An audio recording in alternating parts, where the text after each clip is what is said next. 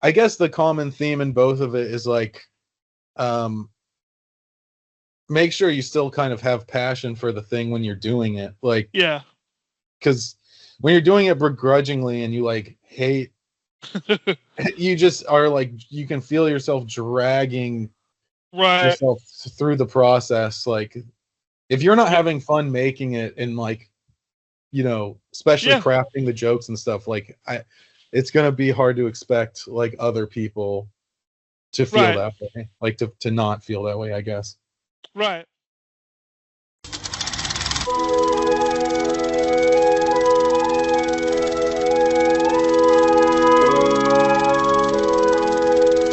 And cut. Print. We're moving on.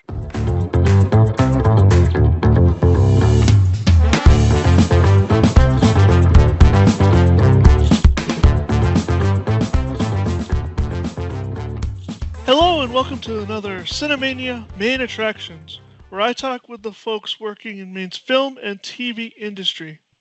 Today I have a fantastic guest, writer-director Ben Morris. Hey Ben. Hi, Derek. First off, get some administrative stuff out of the way. What's your connection to Maine? My family lives there, and I've Yeah. been visiting there every year my whole life. I love Maine. I kind of want to move there, which is part of why I wanted to do this podcast. Yeah. Um, but yeah, I really want to learn more about what the film scene is like in Maine, and also the last project I just made we did in Maine. Okay. Nice. Um, so kind of going back, did your interests, in films, theater, arts, is that kind of started at an early age for you? Yeah, I always loved movies and TV, and just the way me and my friends hung out and bonded a lot of times was over just like absurd comedies or Yeah. or dramas and stuff too, but I think comedy was always the most effective for Yeah. me and my friends. Yeah. What were some early comedy films that really kind of shaped your sense of humor? um Austin Powers for sure. Yeah. Absolutely love the Austin Powers trilogy. The stuff that like Ben Stiller wrote and directed, so like Zoolander and Tropic Thunder, Yeah. um, Super Bad, Pineapple Express, and then Monty Python and the Holy Grail is like one of the best movies ever. Yeah. Airplane, um, and then this isn't a movie, but like Tim and Eric, they have. We were really into Tim and Eric, and we discovered them. So we love a lot of that absurdist kind of comedy, more kind of witty. I mean, I think shows like Always Sunny in Philadelphia had a really good run for a while. I don't think it's funny anymore, but it had a solid Yeah. like 10 seasons that were just hysterical. Yeah. Um, yeah, and like movies like Bridesmaids too. I think Bridesmaids is a really great movie. People don't Yeah. talk about that one as much anymore, but yeah. Yeah, definitely. No.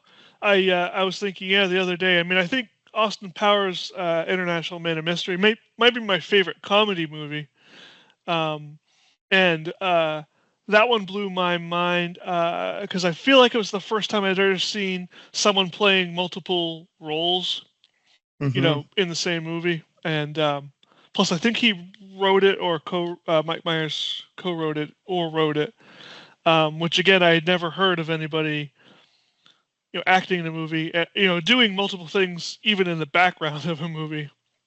Yeah, it's super impressive. And yeah, I just saw a little video essay about Austin Powers and why it's so great, because it's not just like a spy spoof movie, but it also has like a whole arc to the characters that's like somewhat meaningful, like Yeah. Austin, feeling like he's in the wrong decade. And um yeah, as stupid as the humor is, like there is some heart in the movie too, which I Yeah. don't think newer movies have as much, especially comedies. Yeah. Feel like there's as much heart in them. Yeah, they do that whole montage where he's, pumping up the Air Jordan. He tries to Yeah, put a CD on his record player, and yeah. And then I was thinking the other day too that it kind of it's one of those movies that kind of showed me that comedy isn't just like setup and punchline. Like when Will Ferrell's character gets dumped into the furnace or whatever, and he's like, and it could have been just he gets dumped but he's like, I'm badly burned or whatever. I know there's a Yeah. hatch, and then you hear some guy come in, and you hear a shot, and that could have been it. But then he's Yes. like, "No, you shot me in the arm or whatever," and Yeah. so it kind of just shows you can just keep kind of hitting, and making a certain thing funnier and funnier, and Well, the so jokes are just so creative, and all the characters are so creative. I mean, Mini-Me, that's just such a hysterical idea, and his Yeah. reveal where you see his shadow before he walks in. yeah, Oh my god, yeah, those movies are brilliant. I kind of hope they don't make a fourth one, just because I don't know if it'll hold up to what they've already made. But yeah, I know it's interesting with all of the all the ones coming back. yeah, Spinal Tap and Beetlejuice, even. yeah, I hope they do good with Spinal Tap. That's another incredible movie. Yeah. And Christopher Guest, like Waiting for Guffman, I love his movies too. But yeah. Do you have any favorite comedies? Other favorite comedies? Definitely two that you mentioned was Austin Powers and Holy Grail. The only thing I know why it's funny. The only thing I don't really like about Holy Grail is at the very end when they cut to reality and they're all getting arrested. Like, I understand why that's funny, but it kind of I almost wish they would have just stuck within the movie world through the whole time. But yeah, I mean, again, that's another one where they hit the same beat. One of the characters is running towards a tower, and you see the guards looking at him, and then he's running, and he's in the exact same spot or whatever. They do that like 4 times, and then he's right there, and he kills everybody, and he goes to the top, and it's not even a dame in distress. It's the pasty white kid. But the prince. Yeah. So yeah, definitely the ones you mentioned, a bunch of them. When I was young, I definitely hated the ending, or I just didn't get it that much. But as an adult, I think it's pretty, especially now when I see the scene when that guy is doing the interview and he gets just like a knife comes and slices his throat, and it cuts to police investigating it later. Like, I don't know. I ended up appreciating that joke in the end. Also, I think they were maybe the first comedy to do that. Right. I feel like now a lot of comedies do that joke, and it's whatever. But I don't know. I came around on it, but I totally get where you're coming from with it. And you mentioned Bridesmaids, and then there's a couple movies, The Heat and The Lost City, both with Sandra Bullock. Those are ones that we go to, and probably the one that my wife and I both really like the most is Year One with Jack Black and Michael Cera. Yeah, that's a good pull. My opinion on Year One is the first half is hysterical, and then like the second half, I don't know. I remember feeling like it got a little just not as funny and not as creative feeling. But God, I love that first half, and I feel like not many people watch that movie. Yeah, right up until they get back together with June Diane and Morlack. Like, that's about the point. You're right, when it turns, when they're kind of in the desert. But yeah, before that, it's it's hilarious. Yeah, David Cross and Paul Rudd with the Cain and Abel. There's so many clever bits, and was it whenever just like the little things too, with when they're like at their village and God, what did Michael Cera say? He said something like just the tip or something like that. Yeah. God, do you remember the joke? I'm gonna butcher it. Like, it's after they they're walking to Sodom, and McLovin is like, he was just gonna cut off the tip of my dick skin or whatever, and Michael Cera's like, well, what if the tip is your favorite part? And then Jack Black says, what if the tip is your only part, or something like Yeah. that? Or I think he said the tip is your only part. Yeah, Like, it was yeah, just like a total unnecessary dig. yeah.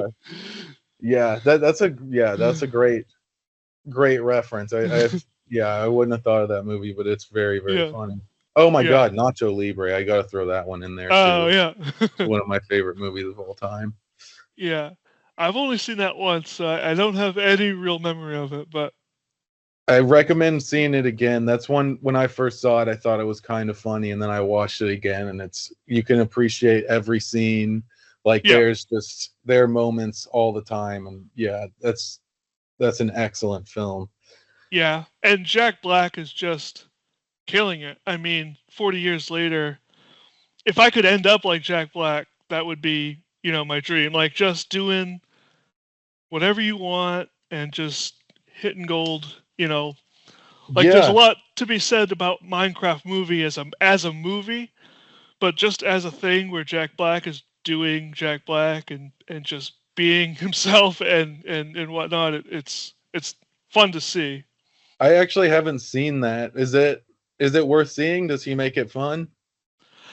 Um, yeah, I mean, I wouldn't see it more than once because it's Mhm. not like once you see it, you know what happens. But Mhm. I mean, Jason Momoa obviously stepping out of what's expected, and then and Jack Black, yeah, just doing like Jack Black things like high kicking and just whatever he do, you know. They obviously told him to just do whatever he wanted, and that does make it funny. Nice. Um, so you have all these references and stuff. So when did you first kind of feel like filmmaking was something you want to do for a living? Um, well, throughout high school, well, first, I guess it started just with my like home video camera that my family had. There was some time me and my brother and my friends would just make goofy stuff, and we thought that was pretty funny. But Yeah. it wasn't until like high school when we started to have like video projects that we had to do. And then we just didn't take them seriously at all. We just like Yeah. tried to make them as funny as possible. And one of the things we made was for like a Spanish class that I wasn't even in. My friends just asked if I would help with it. And it was supposed to be about like talking about like Spanish dancing in Spanish. Hmm. And we kind of rattled that off like for the first minute of the video. And then the rest was just my friends, like these high school boys, just doing really absurdly weird and kind of crass, like dancing. And then we did like weird editing, like kind of like Tim and Eric stuff, or like people are teleporting around. And the teachers ended up sending it around the school, even though like we didn't respect the assignment. Yeah. Then there was another one where like it was for geology, and I was supposed to do a video project on the topography of Mars. And so we had this really buff Mexican kid in our team that we were Yeah. like filming with. And so basically just one of the people that had the most uncharismatic voice was just reading off facts about the topography of Mars. And he like couldn't Yeah. even really, like, he was clearly stumbling on reading and stuff. And then on the image was just this Mexican kid doing like crunches and like lifting a chair in front of a green screen with like, shitty Mars animation in the back. Yeah. And so that was another one where like it was cool having teachers with kind of a sense of humor too, because I heard for years to come he would show his class that assignment and he would show us that he's like, so this is what you shouldn't do, and then he would show everybody that video. So I don't know, it's just always it always, for me, it's like I just need to really have fun with it. And I was doing it with my friends, and in those scenarios, whenever we were especially like doing something that like people weren't expecting to see or really asked for, and then we still would get like a lot of laughs from a crowd Right. and stuff. I just kind of fell in love with that. And then when I was in college, I was just trying to think like, what could I actually do for the rest of my life and not just hate it? Yeah. And yeah, I just thought film, yeah, probably that. So I guess, yeah, just how fun it can be whenever you're doing it with the right group of people Yeah. is what kind of drew me to it. It was always about the product of what I'm making and how fun it is. Yeah. That really drew me to it. Yeah. Very cool. And it always seems like when you watch comedies, it seems like people are having fun. But what would you say is the hardest thing about comedy filmmaking?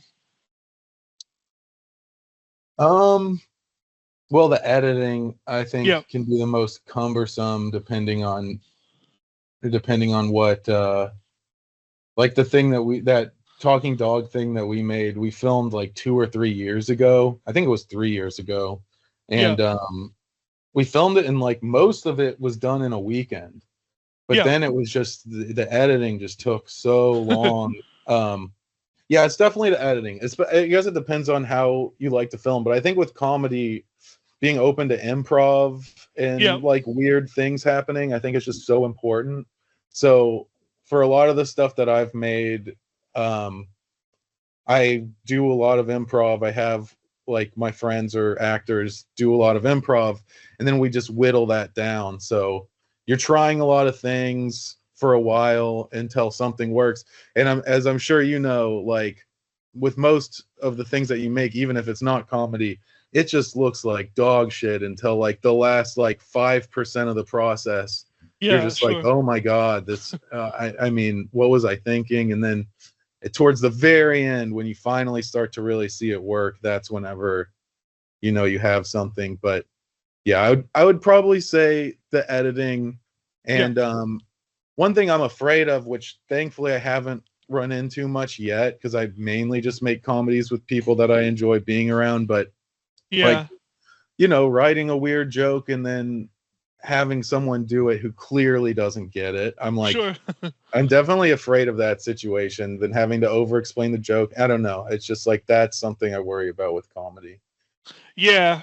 Yeah. Getting into a situation, I guess, where maybe someone's funny on tape, but then when you invest some time interviewing and working with them, and they end up not being funny person. That I think that would be a hard conversation. Yeah, and it makes me understand too, like the like Wet Hot American Summer people, like all these crews where like they kind of use the same people over and over again. I think it's Yeah. more than just like, I don't know. I think it's because they're very comfortable with those people. And like for me, a lot of the whenever I'm making it's whenever I'm writing, for sure, I do it best with like close friends. So Yeah. and you're trying to make each other laugh. So it's like I think doing it with someone that you have that kind of relationship is just so important, and so much more like better things come from it. Yeah. So yeah. Yeah. Awesome. Before we get into the quote unquote talking dog project, um, I was interested because you have some different experience, which I've never talked to about, and that's in directing and cinematography of music videos. So I was interested how directing music videos, how that differs, in planning and everything like a short or a film. Hmm. Uh, Yeah. I mean, it's I think music videos, it always depends on the artist and what they want, but you're yeah, pretty free with music videos, which is fun. You usually don't have to care about audio, which is awesome. right. Um, but yeah, it's kind of like in some cases you just shoot a bunch of random visuals that like, the artist thinks fits with the song and you think look cool, and you just edit to a beat. Yeah. Um, yeah. So the kind of a difference is that the artist is driving the visuals as opposed to in a film where you might be driving, the visuals are. Yeah, totally. And the narrative of it isn't, I mean, the narrative is important, but in terms of like, it doesn't really have to be in order. Like, it can all be Yeah. thematic. It kind of just depends on who you're working with and what they want and what you agree to. But yeah, I mean, I haven't had a situation where it's been like a nightmare, but I think I think everything in film, it's like if you're working with the wrong person, like almost any project can kind of turn into a nightmare. Sure. Yeah. Um. So next, I do want to talk about The Boy and the Dog, which you were very kind to share the link with me. And first off, I guess just tell folks what the movie's about. So it's about a talking dog who's on the run for a crime he committed in his past, Yeah. and he seeks refuge in basically a man-child's home. While ruthless dog catchers, are on his tail. Yeah. And it's kind of a wild idea. Where did this idea come from?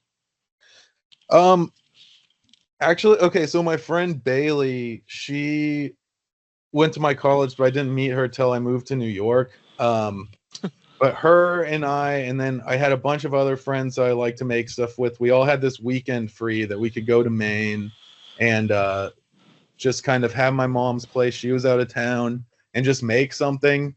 So Bailey and I were just trying to throw back and forth ideas of like what's something we could do. We thought we were going to shoot like basically like a mockumentary situation or some kind of reality show, because those are a lot more forgiving, where you can like really improv a ton, and you know, the aesthetics don't have to be that hard, because we knew we didn't have that much time. But for some reason, like talking animals were on my mind as just a like, there's not really been a good movie with talking animals as like, or like, you know, those 90s comedies and stuff. Like they're not really, I don't know if they've ever actually been funny. It was just like, it's a very absurd idea. And I just thought it would be fun to do something like that, where we actually make it super like, we just actually make it in a way that we think is funny. And so her and I, when we weren't even like really trying to prioritize it, it just kind of came together as like I think we could actually film this in a weekend. And we didn't end up getting everything we needed, but we got like 90% of it filmed in that one weekend. So my brother's dog is like, he's not even trained. He's just really, really well behaved. He knows how to sit and stay, and he trusted me enough. So like, so we thankfully did all that. And then the craziest thing was that I don't know if you're familiar with Greer Barnes, the guy who voiced the dog. I wasn't until getting in contact with you. Well, he's like a legend. Like he's been a regular at the Comedy Cellar in New York for like decades, and he was on like, he's done stuff with Chappelle. He's done, you know, he's like a real deal comedian. He's hysterical. And I met him through this other project that I help with called Two Comics on a Bench. And I just saw him out in public like the week after we shot that little thing. And he just asked like what I was up to, and I told him about that, and he like laughed at the idea, and he told me like, if you want me to do the voice of the dog, you know, like I could probably do that. And I was like, absolutely. Like, and so that was the thing where I'm like, let me like edit this and like get it to a place where it's somewhat presentable, and then like we would love for you to do it. And so like 2 years go by, because that's how long it took to get this thing into a place that felt comfortable. And I was almost thinking like, there's no way he's gonna still do this, like, you know. And he ended up doing it. So like, when we wrote it, we had no idea we'd get someone like him to voice the dog. But that was like that, and he made the film so much funnier too. So that one was like a really like, I feel so lucky that that he was willing to do that, and he got the idea and added so much to it. Yeah, no, that's interesting. I guess that's why you always, as an artistic person, you always put 100% into every project, because you don't know what's going to come out of that. And obviously, if you had been like a shitty person during the Two Benches shoot, you know, he might have not even engaged with you. Yeah, for sure. And I mean, also like the equipment we used to film The Boy and the Dog was like my old equipment. Like Yeah. since we had filmed it, maybe like a year after, I did a huge upgrade, and so it was one of those things where I'm like, God, this doesn't look like, you know, where I think my thing should look these days. But I don't know. I still thought it would be funny, and Yeah. I'm really glad that I saw it through. I'm proud of it, but Yeah. it took some time to get to a place that it felt good to edit. Yeah. Yeah. And so when you showed it to Greer, and he's doing the voiceover, is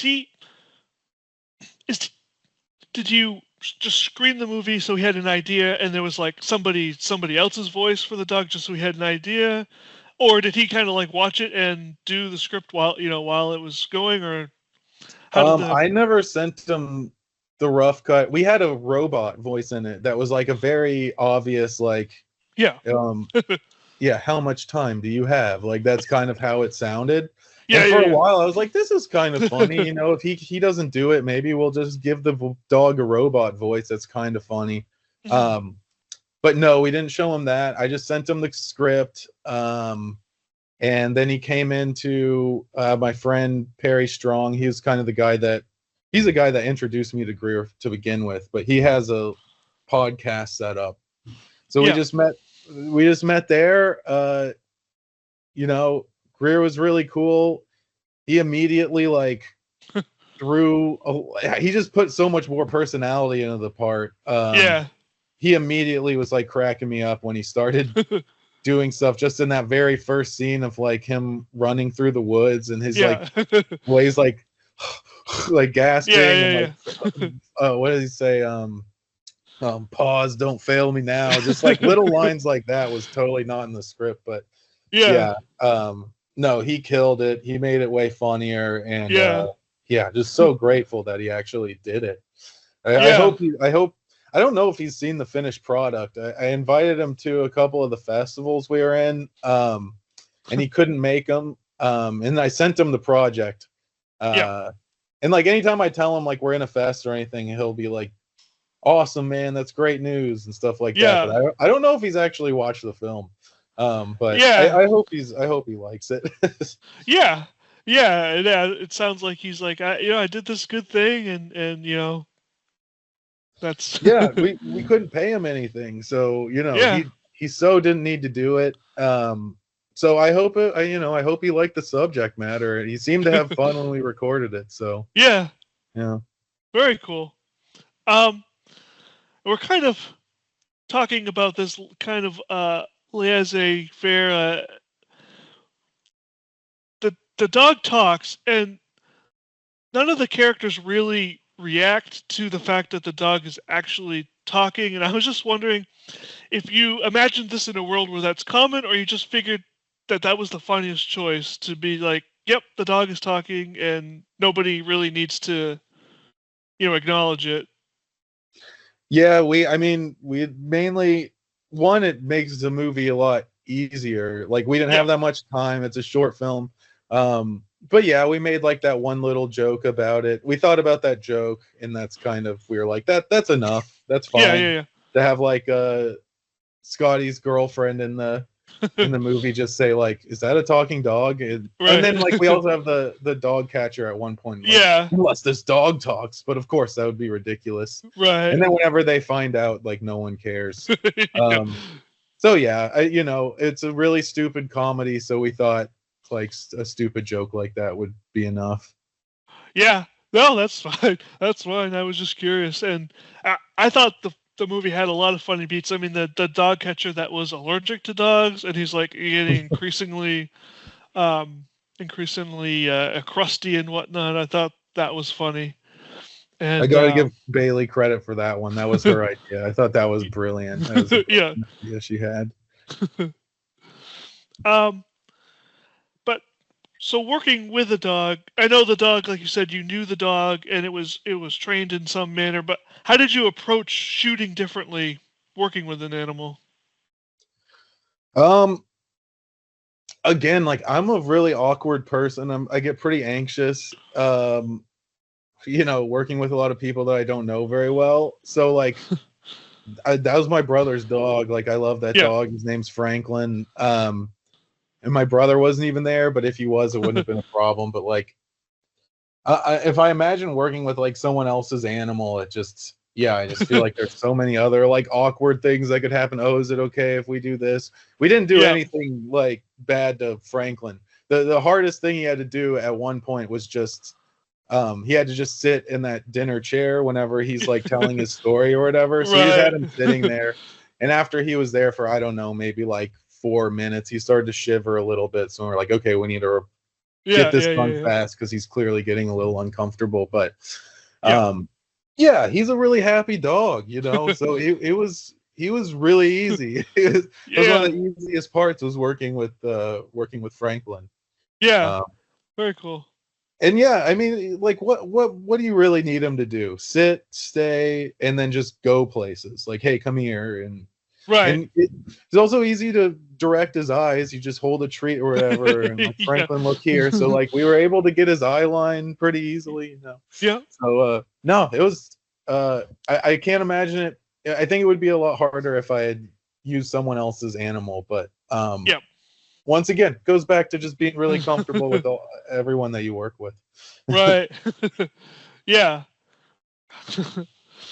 And so, what did you kind of learn from making this film that you'll carry forward into your next projects? Keeping up the momentum. Well, it's actually funny now that I say that. It's like both. It's like I think I can say two opposite things, but one, I would say keeping up the momentum so it doesn't take so long, because we had, like, when we first finished filming, we had several months where me and my friend Renee, who also was a cinematographer on the film, and he edited a lot of it. We were editing like every couple of days for a couple months. And then at one point he just got busy, so it just got stagnant. And then I started to lose kind of faith in the project, and I'd look at it and be like, oh, I need to do this. I don't know, blah, blah, blah. But then eventually, so like, on one hand, I want to say keep up the momentum, try to keep having fun with it. But then at the same time, I'm like, I don't know, if I would have rushed it, I might have made a lot of more hasty decisions, and then maybe it wouldn't have worked. Maybe we wouldn't have gotten Greer, like, So I also want to say it's important, like, if you really don't feel like it's ready, like, sit on it for a while. And, try to look at it with fresh eyes. And I guess the common theme in both of it is, like, make sure you still kind of have passion for the thing when you're doing it. Like, because when you're doing it begrudgingly and you, like, hate, you just are like, you can feel yourself dragging yourself through the process. Like, if you're not having fun making it, and like, especially crafting the jokes and stuff, like, it's gonna be hard to expect like other people to feel that way, like to not feel that way, I guess. Right. Or even the audience to enjoy it if it feels interesting. I know, I guess maybe this is a two-part, because since the movie came out a couple years after shooting, but what do you hope that the film does for you? And maybe that's, what did you hope then and what do you hope now, if that needs to be broken up? Yeah, I mean, my whole optimism towards the industry has just only gotten worse and worse over the last several years. I've always tried to keep in my mind, like, the most important thing is that I make something that I enjoy in the end, and like the people who help craft the idea enjoy. So I'm glad. I think we did that. I think everybody who worked on the film enjoyed it. Aesthetically, it doesn't look like the most professional thing ever, but like, really, I just want people to see it and watch it with an open mind, and hopefully they have a strong reaction to it. Every time we've showed it to a crowd, we always get like real laughs. Like, it's not like I think a lot of comedies that come out these days, like you can see the joke coming a mile away, or like when it's said, like we got laughs that I could tell were like unexpected, and like people, didn't know what the hell they were seeing, and then they see, and then something clicks and they laugh, like, so Yeah. I just want people to see it and enjoy it, and then be excited for, like, if they're into this sort of thing, pay attention to my channel. I don't release stuff that often because I like to give it the time to like make it good. Yeah. But yeah, I just kind of want an audience that this is for, I guess. Yep. And when I say like who it's for, I'm not thinking of any specific group of people. I just, just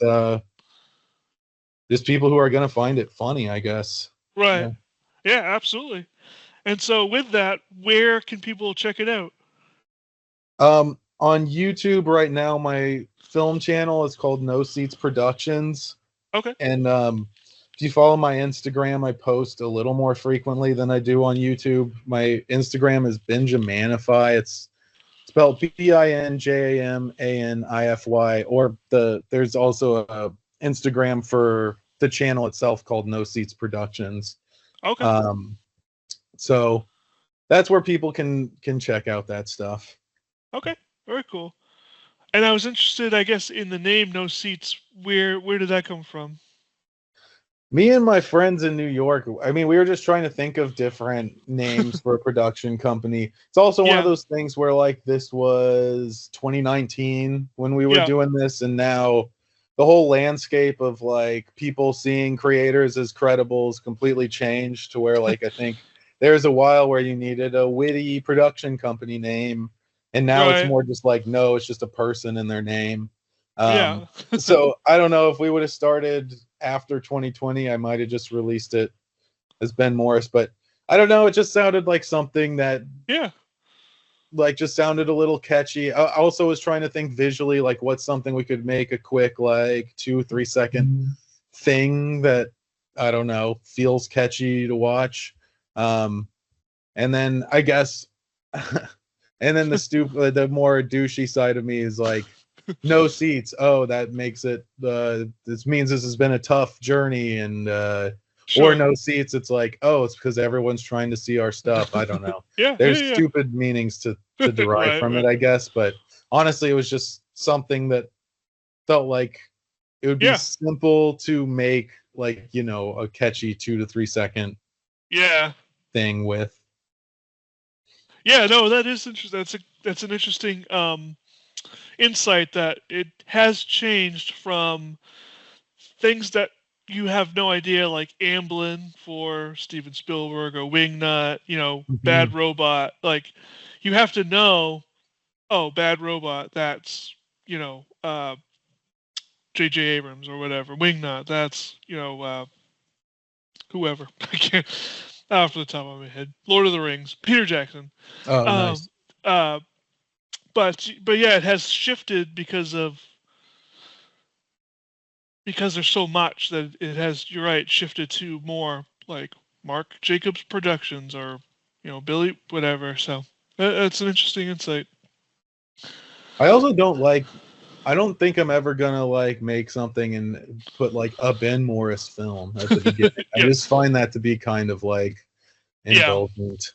And also, like, as you know, like, so many people are required to make these things. Like, just because even if you did solely write and direct, which I barely, almost everything I write with somebody else. I don't know. I just feel like there's so many hands helping, and creatively, even if you were just the writer and director, I still feel like that's a little, like, this is all about me. It's like, no, like, you had like 30 people would help you through all of this. Right. I don't know. Right. So, like, yeah, I find that funny. Yeah. I'm always interested. We kind of talked about it at the beginning, but what are you watching, and what are you recommending to people these days, just in the lexicon of film and TV? Well, all through college, comedy was like the thing I was the most excited about for the Yep. most part. But pretty much since I graduated college, comedy's been pretty terrible. Like there's very few examples I can think of like newer things that are actually really funny still. Yep. I can tell you like a movie that I just saw that I thought was awesome and was like inspiring was Weapons. Have you seen that yet? I haven't, but yeah, it's definitely on the list. That movie is I just think there's so much unimaginative stuff coming out these days, and this one was such a breath of fresh air with like you Yeah. really don't know what's going to happen next. Really, All right. really well thought out. The cinematography is super thoughtful and not Yeah. in a way where it's just being pretentious and just trying to look creative. It's like, no, these shots all are like really meaningful for like Yeah. what they're trying to do. And then the ending is just so much fun. Like it's so unexpected and it just Yeah. was a blast to watch. And also, I don't know if you knew this, but the filmmaker was a sketch comedian. He Okay. was like a really famous sketch comedian before he got into directing horrors. Is it a Jordan Peele movie? No, it's No. do you remember The Whitest Kids You Know? No. You never heard of like Trevor Moore or any of those guys? I might have heard of Trevor Moore, but The Whitest Kid You Know doesn't ring a bell. So But they were a sketch comedy group in like 2007, and they got viral online. I don't think they made a ton of money off of their show, but they were like, yeah. Just for people of my generation, I think most people know them. Yeah. So they had some really hilarious sketches. And yeah, so I just think that's really Okay. cool. And I was starting to become fans of theirs again because they started podcasting over the pandemic. And craziest, I mean, this is one of the coolest things I ever got to do, but like me and my friends got to be on one of Trevor Moore's shows. Huh. He did like a talk show for Comedy Central, and we like basically got to be on there as a part of one of the bits he was doing. And Yeah. that was like probably the most starstruck thing I've ever done Yeah. throughout filmmaking. But anyways, Zach Krager, he's in from Whitest Kids You Know originally, super Okay. hilarious, and now he's making like excellent horror movies. Barbarian, I don't know if you've seen that, but he made that one too. Okay. No, I haven't seen that Oh, you got to either. watch both of those. Yeah. They're both so fun. Barbarian and Weapons. Okay. Yeah. I'm writing that down. Obviously, Weapons is still in theaters, but yeah. Yeah. Very cool. Yeah, because it is interesting how, because I thought you were talking about Jordan Peele, who was also obviously part of the Key and Peele comedy team, and he's gone also into horror, horror directing. Yeah, I thought Get Out was a masterpiece. That movie was amazing. I like his other ones, but I feel like Get Out really was like he really nailed that. Yeah. But yeah, people are talking about it now that like Zach's doing it too, but like people are now saying like comedy minds work well with horror because like a lot of it has to do with like visceral, like Yeah. you don't have to think about it that much and you're gonna have a reaction, and like kind of unexpected. Yeah. Yeah. Very cool. I guess what's on the horizon for you now that you're done with The Boy and the Dog? You've got another project you can talk about or you're thinking about? Yeah, I've recently started writing more, which I've been doing a terrible job of since I moved to New York in 2019. But I just got back into it with my friends. So right now we're writing a feature-length movie about a bounty hunter in space. Okay. And it's not full. We just finished the first act, but basically like it's about a bounty hunter, and in this galaxy, bounty hunting is like the coolest thing you can do. It's kind of like celebrities. so he's aspiring to be a bounty hunter, and yeah, he kind of gains fame fast, and then a lot of stuff happens. I can't get too much into it because No, that's first of all, fine. not that far done, but yeah, it's along the lines, so similar humor to like Austin Powers. One thing I really love about like comedies like Austin Powers is it's not just about, they're like the clever bits, but the characters are all like, you can think about a character and like without them even doing anything, it kind of makes you chuckle. So like we have a lot of that where like all the side characters you should be able to think of and be like, that's, you know, but so yeah, that's the thing I'm most excited about. I have no idea when and if we'll ever be able to make that, because I'm gonna try to actually do something with a budget. We made Boy and the Dog for like no money, like literally like we just paid for our friends to go there, and so I've pretty much barely, I've never really made one of my own projects with like a real budget. So we want to with this one. But yeah, that's the next thing I'm excited about. Cool. Yeah, that sounds interesting. And oh, and sorry, just got to throw this in there. I'm writing it with the main character from Boy and the Dog, Scotty. Okay. So yeah, him and I are writing this thing, and yeah, so I'm excited about that one. Yeah. Very cool. So before we end, 2 questions before we end. Anything you want to plug or anything we missed? Really just my channel on YouTube. If you like those kinds of comedies that I mentioned, just kind of absurdist things with like a beginning, middle, and end, I encourage you to check out my channel, No Seats Productions. Everything's for free on there, you know. Yeah. So yeah, I guess just that. Okay. Yeah, that's probably all I got. Perfect. And then it's always my last question, and I've modified it a little bit because I know it can be hard. So the question is, what's your favorite movie? But I know that can be hard. So alternatively, what are 3 desert island movies? So either what's your favorite movie, or what are 3 desert island movies? Oh, man. Yeah, that is hard. 3 desert island movies. I have to do at least one. I'll try to like feel like I need to.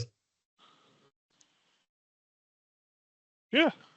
All right, let's go. I'll go Nacho Libre. Yeah. What was the one that I guess Monty Python, but then I feel like I need some dramas.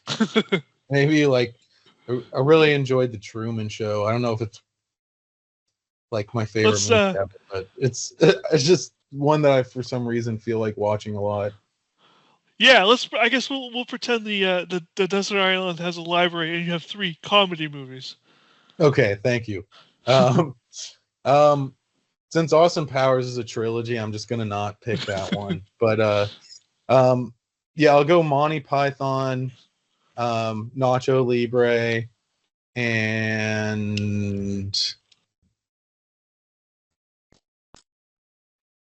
I guess I'll say Tropic Thunder. Yeah. I did really love that movie. Yeah. Very cool. Well, excellent. Well, I definitely encourage folks to check out The Boy and the Dog. I thought it was funny. It had some, like you said, some really surprising, funny beats with real LOLs, and to check out your YouTube channel. And want to thank you for getting in touch with me and coming on. Yeah, thank you very much for having me. CineMAINEia is a production of Dirigo Film Society. Hosted and produced by Derek Brown, Mike Pritchard, and Nick Costigan. Editing and sound design by Bud and Bird Media. Copyright Dirigo Film Society. Email us at mainefilmpod@gmail.com. All right. Well, see you later.